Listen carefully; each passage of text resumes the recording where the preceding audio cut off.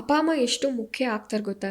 ನಿಮಗೆ ಈಗ ಒಂದು ಮನೆ ಕಟ್ಟುವಾಗ ಅಥವಾ ಏನೋ ಒಂದು ನೀವು ಕನ್ಸ್ಟ್ರಕ್ಟ್ ಮಾಡ್ತಿದ್ದೀರಾ ಅಂದಾಗ ಪಿಲ್ಲರ್ಸನ್ನು ತುಂಬ ಇಂಪಾರ್ಟೆಂಟ್, ಅಥವಾ ಬೇಸನ್ನು ತುಂಬ ಮುಖ್ಯ ಆಗುತ್ತೆ.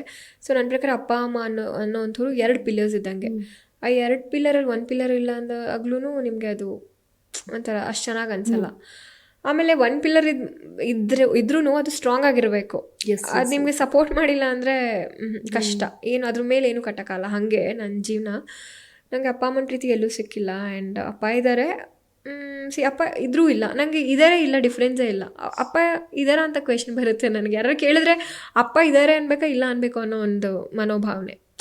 ಅಂದರೆ ಆ ಥರದ್ದೇನು ನನಗೆ ಆ ಪ್ರೀತಿ ಬೆಂಬಲ ಸಿಕ್ಕಿಲ್ಲ ನನಗೆ ಯಾವತ್ತೂ ಅಪ್ಪನ ಕಡೆಯಿಂದ. ಸೊ ನನಗೆ ಬುದ್ಧಿ ಬಂದಾಗಿಂದ ನನ್ನದು ಖರ್ಚು ವೆಚ್ಚಗಳು ಇನ್ನೊಂದಿರ್ಬೋದು ಎಲ್ಲ ನಾನೇ ನೋಡ್ಕೊಂಡು ಬೆಳೆದಿರೋದು.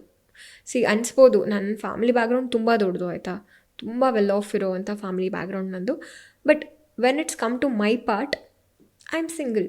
ಅಂದರೆ ಯಾರು ನೋಬಡಿ ವಿಲ್ ಸಪೋರ್ಟ್ ಫೈನಾನ್ಷಿಯಲಿ. ಅಂದರೆ ಬಹುಶಃ ಕೇಳಿದ್ರೆ ಸಹಾಯ ಮಾಡ್ಬೋದು. ನಾನು ತುಂಬಾ ಸ್ವಾಭಿಮಾನ ಇರೋ ಹುಡುಗಿ, ನಾನು ಯಾವತ್ತೂ ಕೇಳಿಲ್ಲ. ಆಮೇಲೆ ನಾನು ಅದು ಎಕ್ಸ್ಪೆಕ್ಟು ಮಾಡಲಿ ಅನ್ನೋ ಒಂದು ಮನೋಭಾವನೆ ಇಲ್ಲ. ಸಪೋರ್ಟ್ ಮಾಡ್ತಾರೆ. ನಾನು ಏನೇ ಪ್ರಾಜೆಕ್ಟ್ ಮಾಡಿದ್ರು, ಏನೇ ಇದು ಮಾಡಿದ್ರು ಹೇಳಿದಾಗ ನಮ್ಮ ಅತ್ತೆ ಇರ್ಬೋದು, ನನ್ನ ಕಸಿನ್ಸ್ ಎಲ್ಲ ಸಪೋರ್ಟಿವ್ ಇದ್ದಾರೆ. ಬಟ್ ನಾನು ಯಾವತ್ತೂ ಯಾರ ಹತ್ರನೂ ₹1 ಕೊಡಿ, ನನಗೆ ಕಷ್ಟ ಇದೆ ಅಂತ ಯಾರ ಹತ್ರನೂ ಕೈ ಚಾಚಿಲ್ಲ. ಅಥವಾ ನಂಗೆ ಹಸ್ವಾಗ್ತದೆ ಊಟ ಕೊಡಿ, ನೆವರ್. ಇನ್ನೂ ಹಸ್ಕೊಂಡು ಮಲ್ಕೊಂಡಿರೋದುಂಟು, ಬಟ್ ಯಾವತ್ತೂ ನಾನು ಯಾರ ಹತ್ರನೂ ಕೈ ಚಾಚಿಲ್ಲ. ಈಗ ಒಂದು ಕಾರ್ ತೊಗೊಂಡಿರೋದಿರ್ಬೋದು, ಇನ್ನೊಂದು ಮತ್ತೊಂದು ಏನೇ ಇರ್ಬೋದು, ಎಲ್ಲ ಸ್ವಂತ ಸಂಪಾದನೆ. ಬಟ್ ಜನ ಏನು ಗೊತ್ತಾ, ನಿಮಗೆ ಜನ ಅಂದ್ಕೊಳ್ಳೋದೇನು ಗೊತ್ತಾ, ಓಕೆ ಪೇರೆಂಟ್ಸ್ ಸಪೋರ್ಟ್ ಇಲ್ಲ, ಪೇರೆಂಟ್ಸ್ ಇಲ್ಲ, ಅಥವಾ ಒಬ್ಬರೇ ಬದುಕ್ತಿದ್ದಾರೆ ಇಂಡಿಪೆಂಡೆಂಟಾಗಿ ಅಂತ ಅಂದಾಗ ಜನದ ತಲೆಗೆ ತುಂಬ ಬರುತ್ತೆ. ಬಟ್ ನನ್ನ ವಿಚಾರದಲ್ಲಿ ಥ್ಯಾಂಕ್ಫುಲಿ ಯಾರೂ ಆ ಥರ ಏನೂ ಮಾತಾಡಿಲ್ಲ. ಬಟ್ ಕೆಲವೊಂದು ಹೆಣ್ಮಕ್ಳು ನಾನು ನೋಡ್ತಾ ಇರ್ತೀನಿ ಸೋಷಿಯಲ್ ಮೀಡಿಯಾಲಿ, ಒಂದಷ್ಟು ಜನ ಕಲಾವಿದೆಯರು ಏನೋ ತೊಗೊಂಡಾಗ ಮೆನ್ಷನ್ ಮಾಡಿರೋವಂಥದ್ದು, ಪಾಪ ಯಾರೋ ಪೊಲಿಟಿಷಿಯನ್ ಇದ್ದಾರೆ ಇವ್ರ ಹಿಂದೆ ಅನ್ನೋವಂಥದ್ದು, ಅಥವಾ ಯಾರೋ ಸ್ಟಾರ್ ಇದ್ದಾರೆ, ಇನ್ನೊಂದಿದ್ದಾರೆ, ಅದೆಲ್ಲ ಬೇಡ ಅಂತ ಅನ್ಸುತ್ತೆ. ನಿಮ್ಗೆ ಇಂಡಿಪೆಂಡೆಂಟಾಗಿ ಯಾರೋ ಅಪ್ಪ ಅಮ್ಮ ಇರಲಿ, ಅಪ್ಪ ಅಮ್ಮ ಇಲ್ಲದೇ ಇರಲಿ, ಹೆಂಗೋ ಏನೋ ಕಾರ್ ತೊಗೊಂಡ್ರು, ಮನೆ ಕಚ್ಚೋರು ಏನೋ ಅಂದಾಗ ನಿಮ್ಗೆ ಹೆಂಗೆ ಗೊತ್ತು. ಇವಾಗ ನಿಮಗೆ ಹಲವಾರು ಸೌಲಭ್ಯಗಳಿದೆ. ಬ್ಯಾಂಕಿಂದ ಲೋನ್ ಸಿಗುತ್ತೆ, 0 ಪೇಮೆಂಟ್. ನಿಮಗೆ ಕೆಲವೊಂದು ಪ್ರೈವೇಟ್ ಸೆಕ್ಟರ್ ಕಡೆಯಿಂದ ದುಡ್ಡು ಕೊಡ್ತಾರೆ. ಈಗ ನಿಮಗೆ ಗಾರೆ ಕೆಲಸ ಮಾಡೋರ ಹತ್ರನೂ ಐಫೋನ್ ಇರುತ್ತೆ. ನೀವು ಕೇಳೋಕ್ಕಾಗತ್ತಾ ಗಾರೆ ಕೆಲಸ ಮಾಡೋರಿಗೆ, ಗುರು ನೀನು ಹೆಂಗೆ ತೊಗೊಂಡೇನು ಕಳ್ತನ ಮಾಡಿ ತೊಗೊಂಡ ಅಂತ ಕೇಳೋಕ್ಕಾಗತ್ತಾ? There are lot of ways ನಿಮಗೆ ಇಷ್ಟಪಟ್ಟಿದ್ದನ್ನು ತೊಗೊಳ್ಳೋದಕ್ಕೆ. EMIs ಅದು ಇದು. ನಿಮ್ಮ ಒಡವೆ ಇದ್ದರೆ ಒಡವೆನ ಪ್ಲಡ್ಜ್ ಮಾಡಿ ನೀವು ನೀವು ಇಷ್ಟಪಟ್ಟಿದ್ದ ವಸ್ತು ತೊಗೋಬೋದು. ಅಥವಾ ಹಿಂದೆ ಈಗ ಮುಂದೆ ಕ್ಯಾಮ್ರಾ ಮುಂದೆ ಆ್ಯಕ್ಟಿಂಗ್ ಮಾಡ್ತಿರ್ತಾರೆ, ಹಿಂದೆ ಇನ್ನೊಂದೇನೋ ಕೆಲಸ ಮಾಡ್ತಿರ್ಬೋದು. ಕರೆಕ್ಟ್ ಅಲ್ವಾ? ಹೌದು, ಹೇಳಿ ನೆವರ್ ನೋ. ಅಥವಾ ಪಾರ್ಟ್ ಟೈಮ್ ಜಾಬ್ ಏನೋ ಮಾಡ್ತಿರ್ಬೋದು. There are multiple ways. ನೀವು ಹೆಂಗೆ ಜಡ್ಜ್ ಮಾಡ್ಬಿಡ್ತೀರಾ? ಆ್ಯಕ್ಟಿಂಗ್ ಮಾಡ್ಬಿಟ್ಟು ಒಂದು ಸೀರಿಯಲ್ ಮಾಡ್ಬಿಟ್ಟು ಇದು ತೊಗೊಳಕ್ಕಾಗತ್ತಾ? ಅಥವಾ ಒಂದು ರಿಯಾಲಿಟಿ ಶೋ ಮಾಡಿ ಇವ್ರು ಹಿಂಗೆ ತೊಗೊಂಬಿಡಕ್ಕೆ ಅಲ್ಲ, ಹಂಗಲ್ಲ. ಅವ್ರ ಹಿಂದೆ ಅವ್ರು ಏನು ಶ್ರಮ ಪಟ್ಟಿರ್ತಾರೋ ಅವ್ರಿಗೆ ಗೊತ್ತು. ಜಡ್ಜ್ ಮಾಡಬೇಡಿ ಯಾರನ್ನು ಅಂತ ಹೇಳಕ್ಕೆ ಇಷ್ಟಪಡ್ತೀನಿ ನಾನು. ಅಪ್ಪ ಅಮ್ಮ ಇಲ್ಲ, ಅಥವಾ ಅಪ್ಪ ಅಮ್ಮ ಇದ್ದಾರೆ ಇಲ್ಲ, ಅದೆಲ್ಲ ಸೆಕೆಂಡ್ರಿ. ಏನೋ ತೊಗೊಂಡ ತಕ್ಷಣ ಜಡ್ಜ್ ಮಾಡಬೇಡಿ. And especially when it's come to independent women ಅಂತ ಬಂದಾಗ ಹೆಂಗೆಂಗೋ ಬದುಕ್ತಿದ್ದಾರೆ.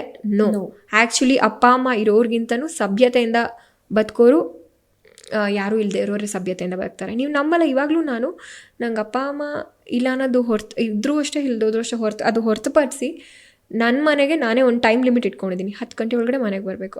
ಹಬ್ಬ ಶೂಟಿಂಗ್ ಇದ್ದರೆ ಓಕೆ, ಏನೂ ಮಾಡೋಕ್ಕಲ್ಲ, ಲೇಟ್ ನೈಟ್ ಆಗುತ್ತೆ. ಅದು ಹೊರತುಪಡಿಸಿ ನಾನು ಎಲ್ಲರೂ ಹೊರಗೆ ಹೋಗ್ತೀನಿ ಅಂದರೆ ಇಷ್ಟೊತ್ತಿಗೆ ಮನೆ ಒಳಗಡೆ ಬರಬೇಕು. ಇಷ್ಟೊದ ಮೇಲೆ ಯಾರ ಜೊತೆ ಕಾಲಲ್ಲಿ ಮಾತಾಡಬಾರ್ದು. ಇದೆಲ್ಲ ಇದೆ. ನನ್ನ ನಂಬರ್ ಸುಮ್ಮನೆ ಯಾರ್ಯಾರಿಗೂ ಕೊಡಲ್ಲ.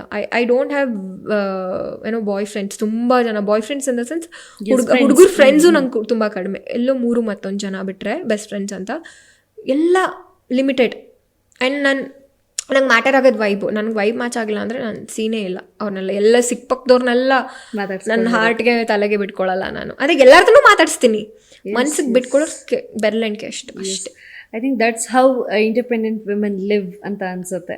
ಸೊ ನಮಗೆ ನಾವು ಒಂದು ಪ್ರೋಟೋಕಾಲ್ ಹಾಕೊಂಡಾಗ, ನಮಗೆ ಆದಂಥ ಒಂದು ಜವಾಬ್ದಾರಿಗಳಿದೆ ಅಂತ ಅರ್ಥಕೊಂಡಾಗ ಇದೆಲ್ಲ ಇನ್ವಾಲ್ವ್ ಆಗುತ್ತೆ. ಹೌದು, ಎಕ್ಸಾಕ್ಟ್ಲಿ. ಸೊ ಆಮೇಲೆ I think you are the best ಅಂತ ಅನ್ಸುತ್ತೆ. ಇಂಡಿಪೆಂಡೆಂಟ್ ವಿಮೆನ್ ಆಗಿ ಇಷ್ಟು ಅದ್ಭುತವಾಗಿ ಲೈಫ್ನ ಲೀಡ್ ಮಾಡ್ತಾ ಇದ್ದೀರಾ ನೀವು. And sorry for the interrupt. ಇನ್ನೊಂದು ಏನಂದರೆ, ನೀವು ಹೇಳಿದ್ರೆ ಗೊತ್ತಾ, ಹೀರೋಯಿನ್ನು ಸೀರಿಯಲಲ್ಲೋ ಸಿನಿಮಾಲೋ ಹೀರೋಯಿನ್ ಆಗೋದಲ್ಲ.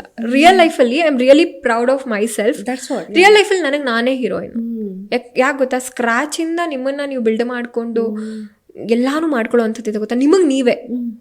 ಅದು ತುಂಬ ಕಷ್ಟ. ಸೊ ನನ್ನ ಲೈಫಲ್ಲಿ ನಾನು ಹೀರೋಯಿನು. ಎಲ್ಲೋ ಹೋಗ್ಬಿಟ್ಟು ನಾನು ಯಾವುದೋ ಸಿನಿಮಾಲೋ ಅಥವಾ ಸೀರಿಯಲಲ್ಲೋ ಹೀರೋಯಿನ್ ಆಗಿ ನಾನು ಜನಕ್ಕೆ ತೋರ್ಪಡಿಕೆ ಬೇಡವೇ ಬೇಡ. ನನಗೆ ನಾನು ಹೀರೋಯಿನ್. ಆಲ್ರೆಡಿ ನಾನು ಡೈರೆಕ್ಟರ್.